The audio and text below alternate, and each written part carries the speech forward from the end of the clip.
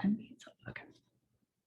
Right. Hi, we are Mrs. Jones and Mrs. Harris from Solana Primary, and we are coming today to share with you some ideas for literacy development that you can do at home to help bridge the gap between home and school to help ensure success for your child academically. All right.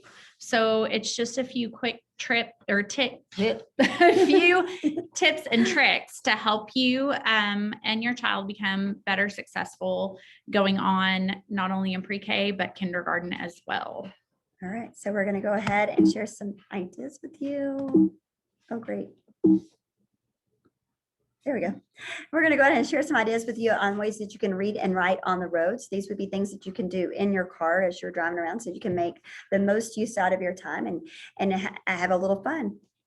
So one of the suggestions is to set up a road kit, a kit that you can take in your car. Just grab a small box or crate, and you can throw things inside like books and activity books like letter matching and things like that, where they can work on their literacy, or even a coloring book so they can work on their fine motor and things like that. And paper and pencils, crayons, markers, erasers, anything that they need that they can create artwork. And then things like magnet-doodle boards that they can draw and write on. And let's see what else. Maybe some puppets that they could tell stories with, and just build that language development and their vocabularies. And that's about it. Do you can think of anything else that we need to add to that? I mean, everything in the road kit, basically you could go to your local Walmart, Dollar General, Dollar Tree. You can get a big package of pipe cleaners, wiki sticks, anything for super cheap. So don't overthink the road kit. It's very simple. Use things around your house. Yes. So. Very simple. Keep it simple. All right. And then some of our activities that you could do as you're driving down the road is an ABC hunt. So you can start with the letter A and then see who in the car can find a letter A first. And then once they find it, they point it out, and then and then you'll see who can find the letter B first. And it's just kind of makes it as a kind of a competitive little game that you can play in the car. And it's fun to review your letters. So the next one is called Ack Beep, and it's an association with what you see. Now, sometimes you'll find letters that it's hard to find things outside. So if they can think of something that they could possibly see on the trip, even though they haven't actually seen it, you can go ahead and use that too, because that helps develop their vocabulary as well. At the bottom, it does say that you can make silly noises. You can, but if it seems too complicated or just, you're on a long trip, you can definitely cut those noises out and just go with the words. Right. So then you can also play a rhyming game in the car. So you have somebody say, oh, there's a tree. And then everybody else in the car tries to think of a word that rhymes with tree. So they might say me and T and C. And then you could use cat. So then they would say like mat, rat, hat. And you just keep going. And then you just look out the window, and whoever's turn it is just find something that they see outside the car as you're driving along. So just a fun game there.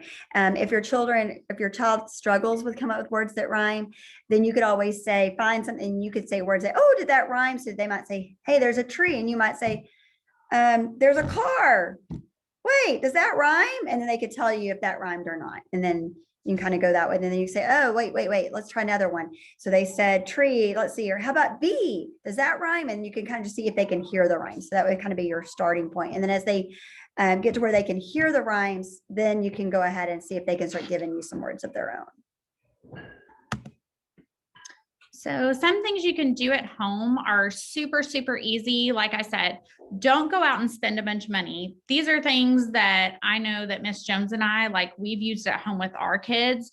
You can grab paper, you can grab crayons, Post-it notes, anything, and do things such as a letter scavenger hunt or a sound scavenger hunt. And all you need to do is you can have them look around the house for the letters, or you can actually put them up like Post-it notes. You can write them and put them up, and it becomes just a really good, fun game. And with sounds, I know that one thing that we have done, especially in our virtual learning, is we will tell the students to find as many things as possible that, for instance, make the sound buff for the letter B. And then you set a timer. And when that timer goes off, they have to show you and tell you everything that starts with B. So it not only develops letter and sound, but it also develops vocabulary.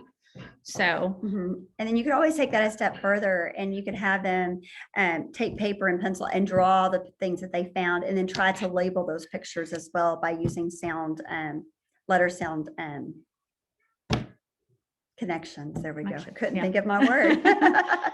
All right. And then you could also do an alphabet sword. This is fun that you can do with either you could use your magnetic letters to do this, or you could use go get the alphabets cereal and then stump some out and let them sort their letters. You could do by matching the actual letters together and put all the A's together, all the B's together, all the C's together, or you could do it like find all the letters that have straight lines, find all the letters that have curved lines, find the letters that have curves and straight lines, and kind of mix it up that way a little bit. And it kind of gets a little bit of math with it, but still working on your alphabet awareness as well. There's also a memory game, and that's really cool.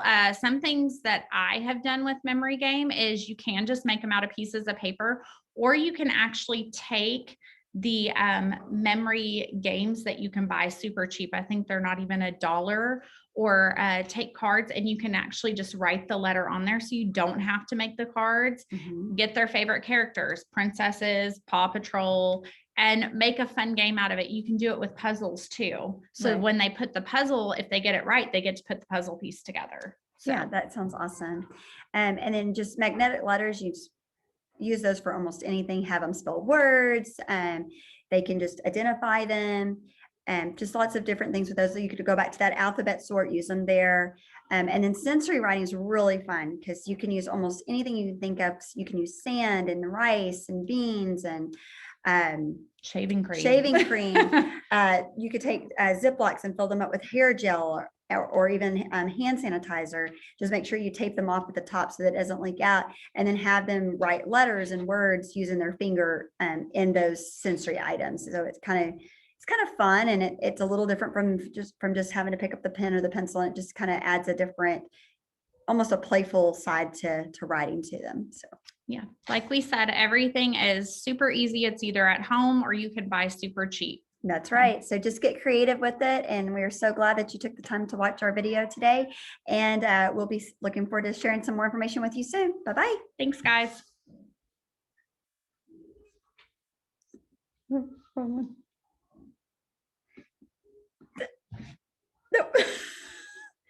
Stop recording right there.